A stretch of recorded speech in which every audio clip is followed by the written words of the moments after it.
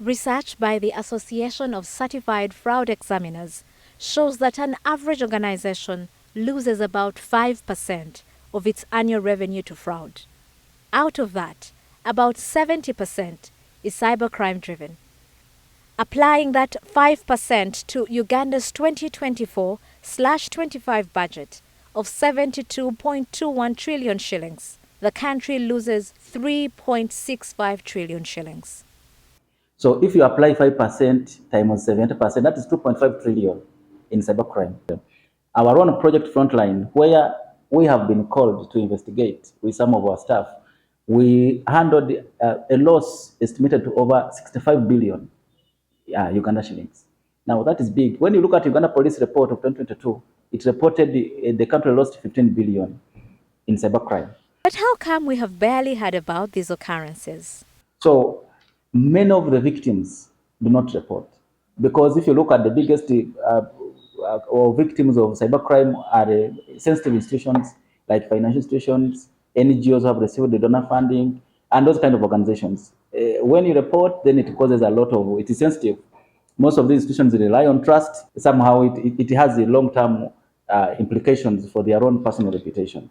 So the same thing which happened with cybercrime. So now that inability to report makes the problem really very, very big. That's why I say we are sitting on a time bomb. So how do you ensure that your system is hack-proof? You might need to actually get it hacked. In this fight is an interesting phenomenon called ethical hacking. Sounds strange, I hear you. But in the cybersecurity world, there is a clean side of hacking. An ethical hacker basically is hired to think and behave like a hacker, trying to hack your systems to give you an idea. What basically would a hacker go through, or how easy would it be for a hacker to get into your system? For most individuals, their weak point is their mobile phone. But if you are in business, hackers will look elsewhere. Most of the time, small to medium enterprises have offices and they have networks.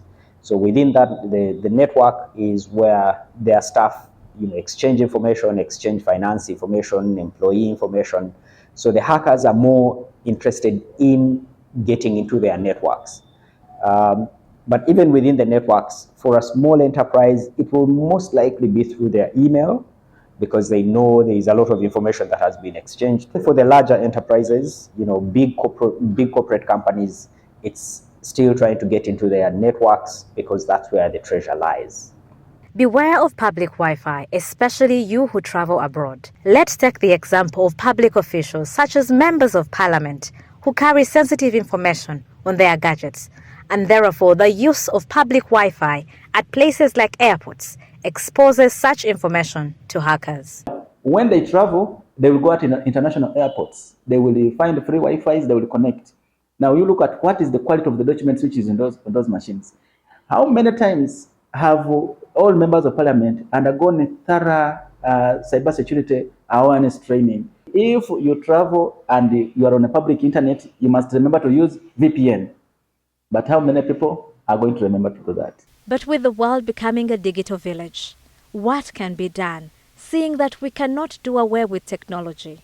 These technologies that you can install on your phone, install on your computers, install on your networks, to make sure that when hackers try to get in, they find it a bit harder. Are you safe just by luck? Because you are of no interest to the hackers yet? In the third and last part of this series, we will explore the legal redress if you are a victim of cybercrime. Joanne Salmon, NTV.